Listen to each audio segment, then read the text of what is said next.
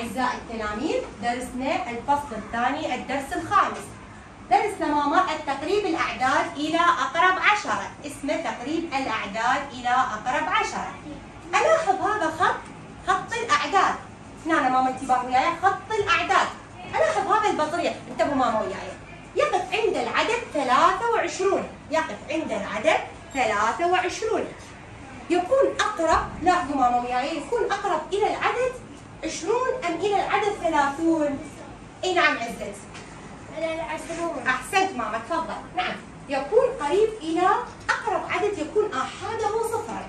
إذا يكون قريب إلى 20. عندنا ماما الأعداد، إذا كان العدد اللي آحاده هو 1 2 3 4، هذه الأعداد احنا نسميها الأعداد ماما التي لا تعطي، الأعداد الراسبة ما تعطي للعشرات. أما الأعداد اللي هي ماما 5 6 7 8 9 اللي هي إلى جهة اليمين، ألاحظ الأعداد 1 2 3 4 إلى جهة اليسار، هذه الأعداد لا تعطي إلى العشرات. أما الأعداد 5 6 7 8 9 فتكون أقرب إلى جهة اليمين، هذه الأعداد اللي سميناها الأعداد الناجحة اللي هي تعطي إلى العشرات.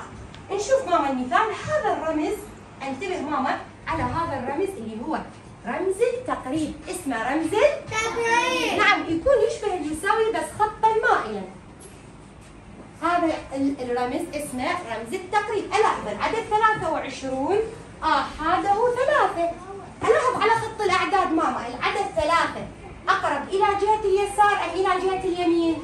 إلى جهة اليسار. نعم، إلى جهة اليسار. فإذا لا يعطي إلى العشرات، لا يعطي إلى العشرات، ينزل العدد هو 20 نفسه.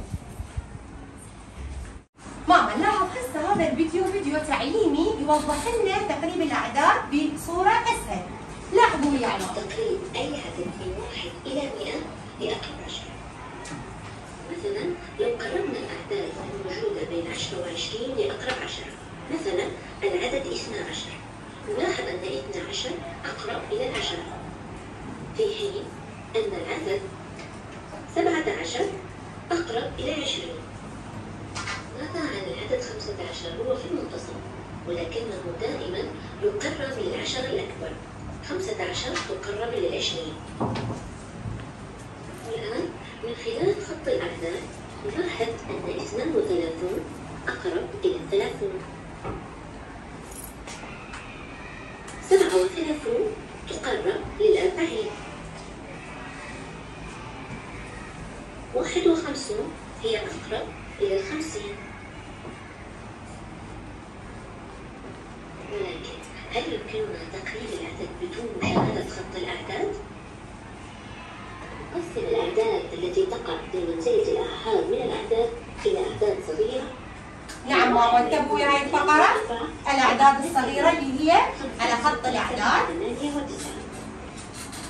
مثلا العدد 27، نضع دائرة حول العشرات ثم نلاحظ الآحاد، نجد أن الآحاد من الأعداد الكبيرة. هذا يعني أن العشرات سوف تكبر، بدل 20 سوف تصبح 30، وبذلك تكون 27 تقرب إلى 30.